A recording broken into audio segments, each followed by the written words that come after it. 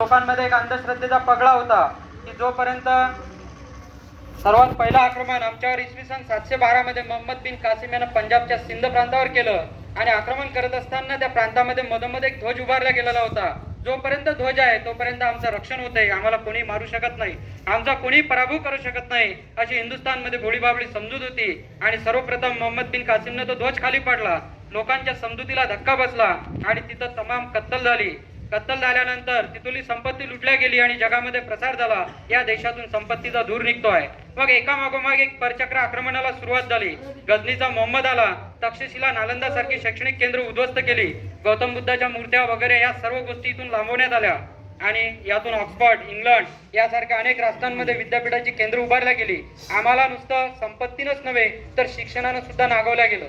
शिक्षणानं मागासलेला वर्ग म्हणून हिंदुस्थानची एक नवी ओळख निर्माण केली गेली आणि नुसतं ब्राह्मणच सोडून क्षत्रिय, वैश्य, शूद्र हे तिन्ही गट एका शूद्रतेच्या म्हणजे बहुजन समाज असं त्याला एक नाव प्राप्त होऊन गेलं.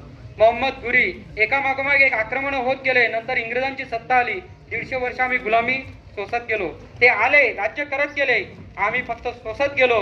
मग अस्पृश्य नावाची कीड आम्हाला लागली. देशाच्या बाहेर शत्रू आमच्या उरावर नाचत असताना आमच्याच देशामध्ये आम्ही अस्पृश्यतेच्या खाली एकमेकांचे गळे कापत होतो. त्यात आमच्यात भर पडत होती आणि जातीभेद नावाच्या खाली आम्हाला विभागलं गेलं. स्वार्थाच्या हेतूबाई मुठभर लोकांनी भेदाच्या भिंती उभारल्या आणि विषमतेच्या बाजारात आम्हाला विकलं. आम्हाला इतकं विकलं की विकऊ माला म्हणून आम्ही स्वतःकडे पाहिलं आणि जग सुद्धा त्याच नजरेनं आमच्याकडे पाहू लागलं. अशात आम्हाला यातून कोण सोडवणार? तर यात इंदौर जवळ मऊ नावाचं गाव आहे. 14 एप्रिल 1891 इथे एका क्रांतीज्योतीचा जन्म झाला आणि क्रांतीज्योत म्हणजे डॉक्टर भीमराव रामजी आंबेडकर. बाबासाहेबांनं या सर्व गोष्टींचा अभ्यास केला. केवळ 700 वर्षामधली ही जी गुलामी आहे हे 36 वर्षामध्ये संपवणारे पहिले महामानव बोधिसत्व म्हणजे डॉक्टर भीमराव रामजी आंबेडकर. बाबासाहेबांनी केवळ हा इतिहास 700 वर्षाची ही जी गुलामी होती केवळ 36 वर्षात संपवलेली आहे.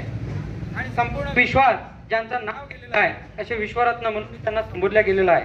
कोलंबिया नावाच्या विद्यापीठात 8 वर्षाचा अभ्यासक्रम 2 वर्ष पूर्ण केला आणि त्या विद्यापीठामध्ये प्रवेशद्वारावरच एक लिखित वाक्य आहे, जगातील सर्वोत्तम विद्यार्थी डॉक्टर भीमराव रामजी आंबेडकर असा बाबासाहेबांचा महिमा आहे.